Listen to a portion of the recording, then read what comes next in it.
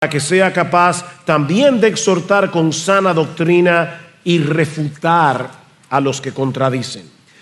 Bien, como os he estado avisando desde hace ya varias semanas, en la tarde de hoy nosotros estaremos evaluando tanto a Manauri Chávez como a nuestro hermano Alexis Rodríguez con el propósito de discernir si es la voluntad de Cristo que ambos sirvan oficialmente en esta iglesia como pastor y diácono respectivamente. Ahora, es importante aclarar que esta no es una mera elección como la que tuvimos recientemente en nuestro país para elegir a nuestros gobernantes civiles, porque los pastores y los diáconos no son elegidos por el voto popular. Así que, hermanos, hay una enorme diferencia entre lo que hicimos el 19 de mayo pasado a lo que vamos a hacer como iglesia en el día de hoy, porque es Dios el que llama y capacita a los hombres que Él quiere que le sirvan en sus iglesias locales en ambos oficios, como pastores y como diáconos. Si ustedes recuerdan, en Mateo capítulo 9 dice que Cristo estaba viendo las multitudes y que sus entrañas se conmovían al verlos desamparados y dispersos como ovejas que no tienen pastor. Y mis hermanos, ¿cuál fue la recomendación de Cristo a sus discípulos? Rogad al Señor de la mies para que Él envíe obreros a su mies, porque la mies es mucha y los obreros son pocos. Eso ha sido así durante los 2000 años de historia de la iglesia. La mies es mucha, los obreros son pocos. ¿Qué debemos hacer tú y yo? Debemos rogar al Señor de la mies para que Él envíe obreros a su mies. Los pastores no hacemos pastores. La iglesia no hace pastores. Es el Padre quien envía obreros a su mies. Y sabemos que es el Padre porque allí está el Hijo diciendo a sus discípulos: rueguen al Señor de la mies que envíe obreros a su mies. Ahora, en Hechos capítulo 20, versículo 28, Pablo llama a un grupo de pastores que se encuentran ministrando en la ciudad de Éfeso. ¿Y qué les dice Pablo? Mirad por vosotros y por todo el rebaño en que el Espíritu Santo os ha puesto por obispos para apacentar la iglesia del Señor, la cual Él ganó por su propia sangre. Mis hermanos, ¿quién es el que coloca pastores? Obispo, pastores, es exactamente lo mismo en la Biblia. ¿Quién es el que coloca pastores en su iglesia? Dice Pablo en Hechos 20:28, el Espíritu Santo. Pero luego vamos a Efesios capítulo 4 y Pablo nos dice allí que nuestro Señor Jesucristo es un guerrero victorioso que aunque muere en debilidad, venció al diablo, al pecado, al mundo, y subiendo a lo alto cuando asciende a los cielos, lleva cautiva la cautividad y da dones a los hombres. ¿Y eso qué significa? Bueno, que a través de la victoria aplastante que Cristo llevó a cabo sobre los poderes del mal, Él ha libertado a una multitud de cautivos que antes eran cautivos de Satanás. Ahora son sus cautivos, ahora son sus siervos, ahora son su posesión. Y de esos cautivos que Cristo libertó, dice Pablo, ahora ese guerrero victorioso reparte el botín con su iglesia. ¿Y cuál es ese botín? Dice, bueno, Él, de esos que Él libertó, dio a su iglesia a unos para que sean apóstoles. ¿Hay apóstoles en el día de hoy? Sí, en la Biblia. Dice Pablo en Efesios 2 que Él está construyendo su iglesia sobre el fundamento de los apóstoles y profetas. Cuando una persona clama hoy que es un apóstol nuevo de Jesucristo, ya tú sabes que es un falso maestro. Los apóstoles están en la Biblia, pero Él también dio evangelistas, Él también dio pastores y maestros. El mismo Cristo dio pastores y maestros. Así que, hermanos, si ustedes se dieron cuenta, en Mateo capítulo 9, ¿quién es el Señor de la mies que envía obreros a su mies? Es el Padre. En Hechos capítulo 20, ¿quién es El que pone pastores en su iglesia, el Espíritu Santo. Y en Efesios capítulo 4, ¿quién es el que da esos regalos a su iglesia? Es Cristo. Así que las tres personas de la Trinidad actúan conjuntamente para darle a su iglesia los hombres que deben cuidarla, supervisarla, guiarla, alimentarla, etcétera, etcétera. Así que, mis hermanos, es Dios el que llama y capacita a los hombres para que sirvan en estos oficios, pero es la iglesia la que los reconoce. Es la iglesia. Recuerden en Hechos 6 cómo los apóstoles le dijeron a la congregación: buscad entre vosotros. Entonces, por fin, es Dios quien da a pastores. ¿Es la iglesia la que los reconoce? ¿Cuál de las dos? Sí, las dos al mismo tiempo. Es Dios el que da pastores, el Dios el que da diáconos, pero es la iglesia la que los reconoce. Y Él nos ha dejado en su palabra algunos principios generales que nos ayudan a discernir quiénes son los hombres a los que Él está llamando. Y esa es la razón por la que estamos trayendo estas enseñanzas en la mañana de hoy. Mis hermanos, ¿cómo puede la iglesia identificar a los hombres que Cristo les está regalando para servir como pastores y como diáconos? Bueno, obviamente no es mi intención exponer en detalle estos dos pasajes de 1 Timoteo y Tito que leímos hace un momento, sino más bien vamos a extraer de ellos tres enseñanzas generales sobre el llamado al ministerio y su reconocimiento de parte de la iglesia. Y aunque estaremos enfocando mayormente, principalmente el ministerio pastoral, de una forma u otra vamos a abarcar ambos oficios. Bueno, lo primero que vemos aquí es que el hombre llamado al ministerio posee un anhelo desinteresado por cuidar la iglesia del Señor. Lo primero que vemos aquí es que el hombre llamado por Cristo al ministerio posee un anhelo desinteresado por servir, por cuidar a la iglesia del Señor. Vean una vez más capítulo 3 de 1 Timoteo, versículo 1. Palabra fiel es esta: si alguno aspira al cargo de obispo, buena obra desea hacer. La palabra aspirar significa literalmente extenderse hacia algo, hacer el esfuerzo por obtener algo que deseamos. Es por eso que la Reina Valera del 60 lo traduce como anhelar, el que anhela obispado. El estudiante que anhela llegar a ser profesional tiene que esforzarse para lograr esa meta. El atleta que anhela ganar una competencia tiene que entrenarse para competir adecuadamente. Lo que Pablo está diciendo aquí es que los que tienen esa aspiración, ese anhelo por el obispado, buena obra desean hacer. Y debo aclarar otra vez, porque aquí hay muchos hermanos nuevos en Iglesia Bíblica del Señor Jesucristo, que en el Nuevo Testamento se usan de manera indistintas el término obispo, pastor, anciano para referirse al mismo oficio. Simplemente está viendo a la misma persona desde diferentes ángulos. La palabra obispo, que a nuestra mente, ¿verdad?, trae la idea de un individuo vestido con una ropa extraña y que sirve en la Iglesia Católica Romana, en realidad lo que significa es supervisor. Mis hermanos, ¿cuántos obispos tiene Iglesia Bíblica del Señor Jesucristo? Tiene 7, sus 7 pastores, porque pastor, obispo, anciano señalan exactamente el mismo oficio. Así que Pablo está hablando aquí de aquel que anhela servirle a Cristo y a su iglesia en el ministerio pastoral. Y él dice que los que tienen esa aspiración, los que tienen ese anhelo, buena obra desea hacer. O sea, Este individuo no anhela tener un puesto de autoridad.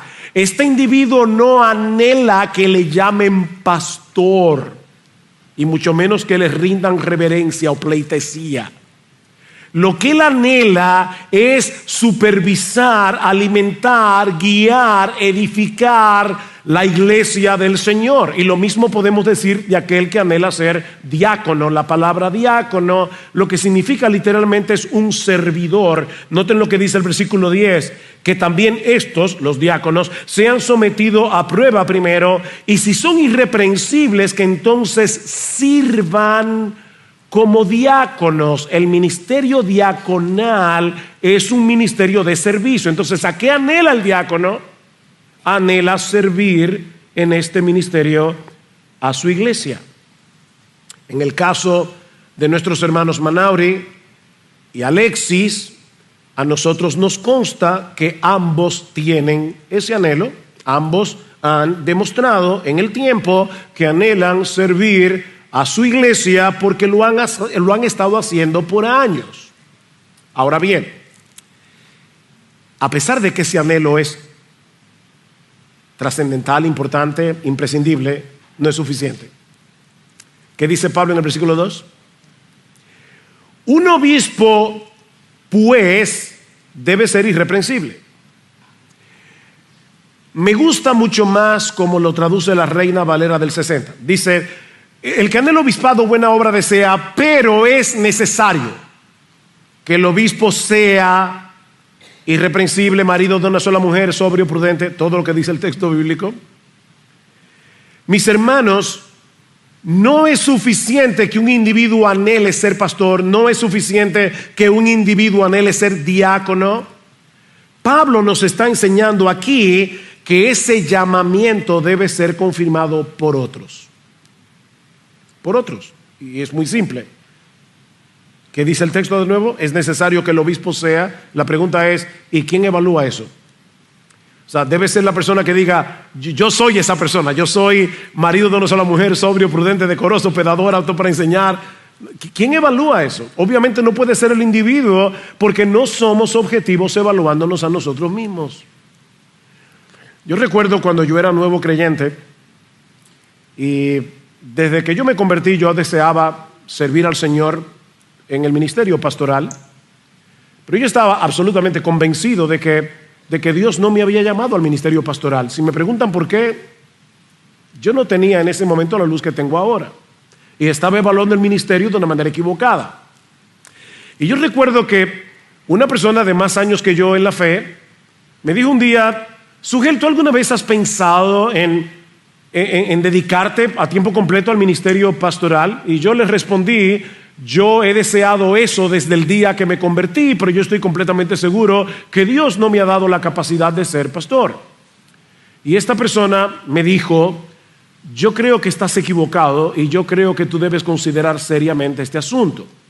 Ahora, lo que empezó a partir de ese momento fue algo terrible para mí, porque yo creía que esa decisión estaba completamente en mis manos. O sea, que yo como individuo tenía solo que tomar una decisión, yo y Dios, si yo debía dejar mi carrera y irme a un seminario y comenzar a prepararme para ser pastor. Y ustedes no se pueden imaginar la carga, el peso que eso pone en los hombros de una persona, sobre todo si es un muchacho de 18 años. Yo hubiera querido entender ahora que eso no dependía solo de mi anhelo, sino que también debía haber una evaluación. Alguien debía evaluar mi vida y ayudarme a discernir la voluntad del Señor en ese sentido. La pregunta es: ¿y quiénes son los que deben evaluar estas cualidades que Pablo menciona en 1 Timoteo 3 y Tito 1? Bueno, en primer lugar, los pastores de esa persona. Los pastores deben ser los primeros, son los más idóneos para examinar a todos aquellos que anhelan servir a Cristo en el ministerio pastoral.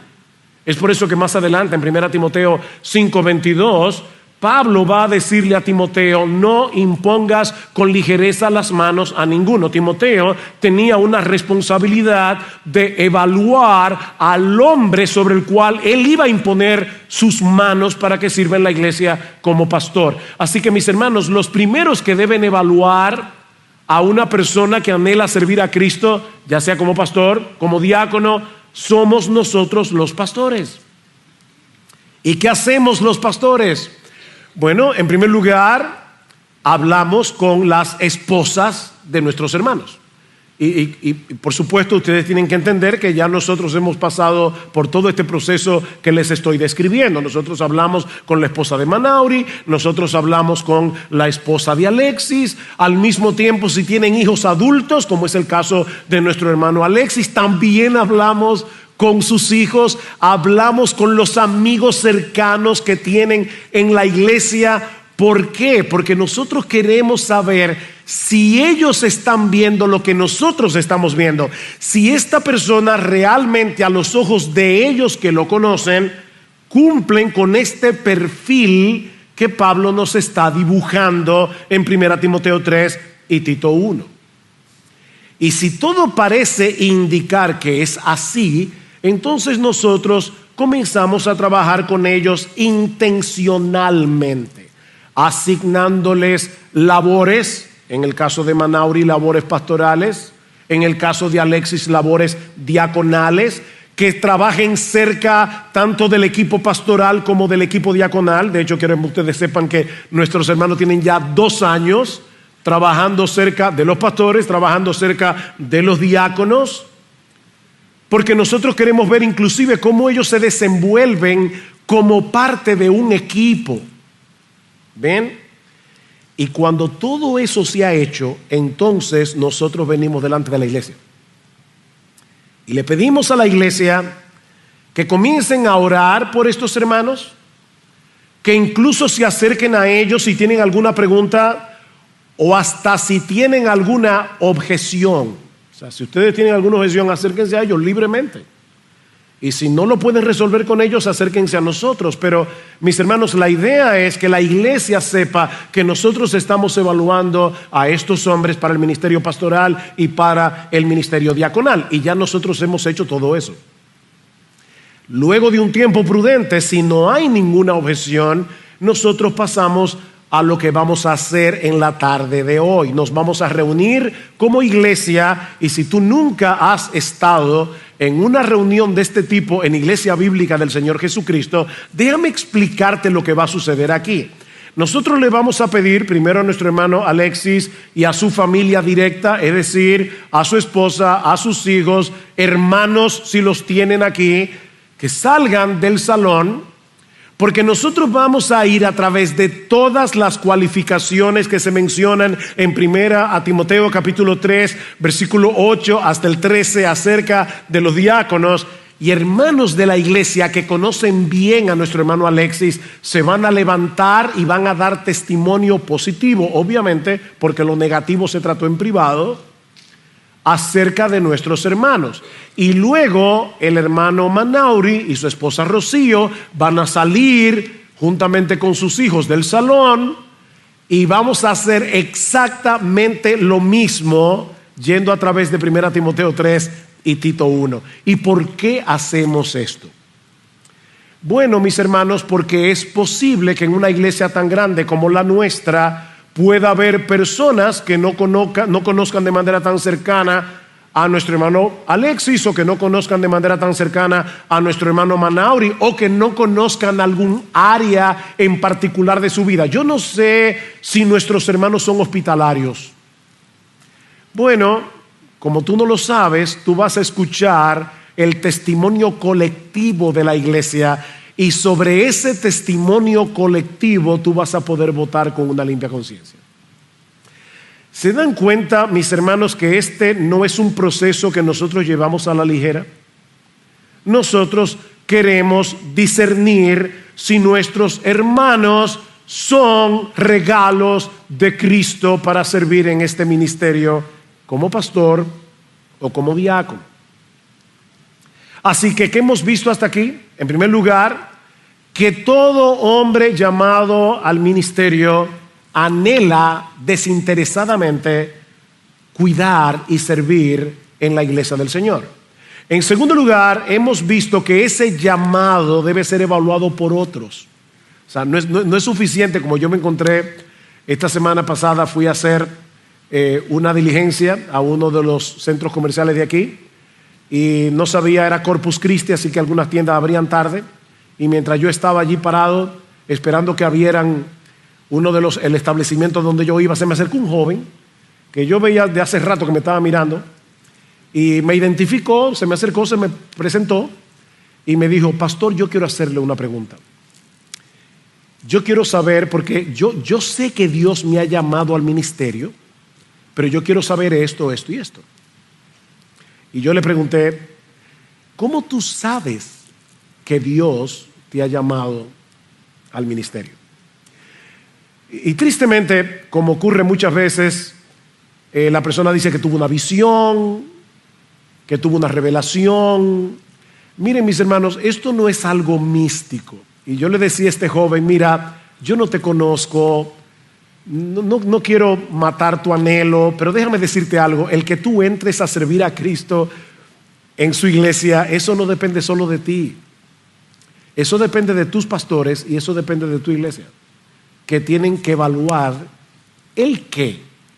Eso nos lleva a nuestro tercer encabezado, y es que el llamamiento de un hombre se evidenciará primariamente, no únicamente, pero sí primariamente a través de su carácter. A través de su carácter. Y no es que no debamos tomar en cuenta sus dones, mis hermanos, pero si ustedes estuvieron atentos a la lista de 1 Timoteo 3 y Tito 1, es evidente que el carácter de un hombre es primordial. El carácter de un hombre. Y es extremadamente importante que esto sea enfatizado, porque la tendencia del corazón humano es a fijarse en los que tienen más talentos, es a fijarse en los que tienen más capacidades o en los que tienen una personalidad más carismática o atractiva. Pero mis hermanos, esto no es un asunto de talentos naturales, esto no es un asunto de personalidad. Es el perfil que Pablo nos presenta en 1 Timoteo 3 y Tito 1, donde vemos el carácter de un hombre piadoso. Vean una vez más el versículo 2. Un obispo debe ser pues irreprochable. La Reina Valera dice irreprensible, y obviamente esta palabra no significa sin pecado, porque de ser así, ninguno de nosotros podría estar sirviendo en la iglesia ni como pastor ni como diácono. R.C. Sproul decía que la iglesia es la única institución del mundo que requiere que sus miembros sean pecadores. La iglesia es la única. Tú vas a un country club y no te van a preguntar: ¿usted es pecador? No. Ahora, la única institución del mundo que requiere que sus miembros sean pecadores es la iglesia. Por supuesto, nosotros todos somos pecadores, pero no todo el mundo lo reconoce. Y para ser creyente y miembro de una iglesia, lo primero que una persona debe hacer es reconocer que es pecador, que iba camino al infierno y que Cristo lo salvó. Así que la iglesia, mis hermanos, es la única institución que requiere que sus miembros, incluyendo sus pastores, incluyendo sus diáconos, sean pecadores redimidos. Pero la persona elegida para el ministerio pastoral debe ser un hombre respetable, es la idea. Un hombre digno de confianza. Alguien que no pueda ser verazmente acusado de nada que lo marque como indigno de ejercer este oficio. Y ahora Pablo nos provee 5 categorías distintas en la que esta irreprensibilidad debe ser evaluada, comenzando por el hogar. Se espera que los pastores y diáconos sean hombres de probada fidelidad conyugal. ¿Qué dice el versículo 2?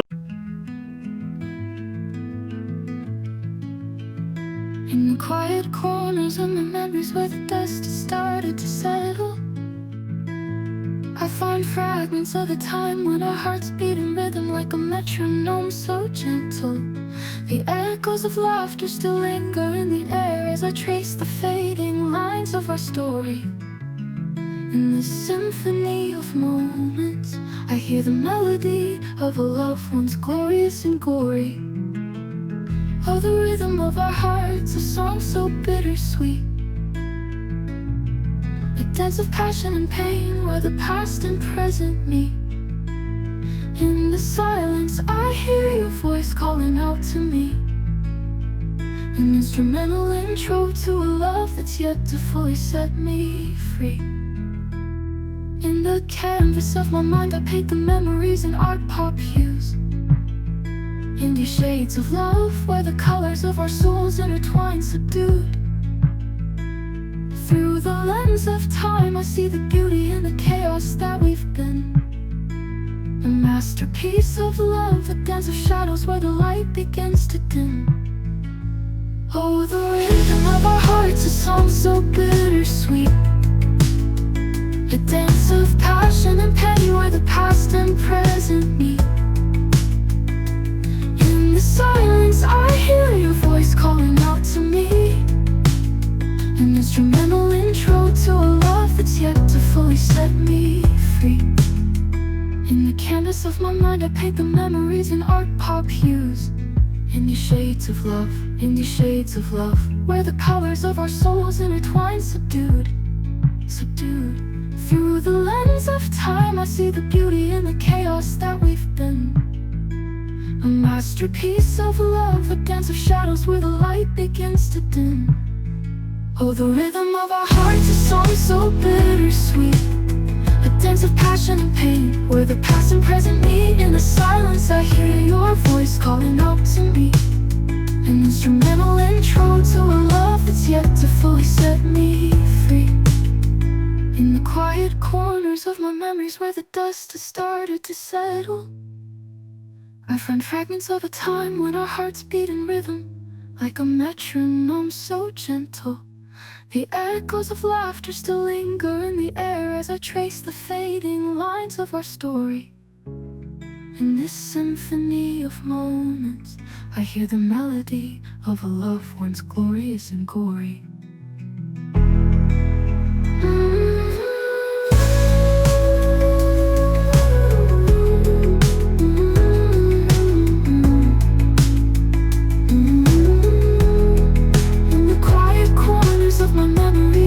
Where the dust has started to settle, I find fragments of a time when our hearts beat in rhythm like a metronome so gentle. The echoes of laughter still linger in the air as I trace the fading lines of our story. In this symphony of moments, I hear the melody of a love once glorious and gory.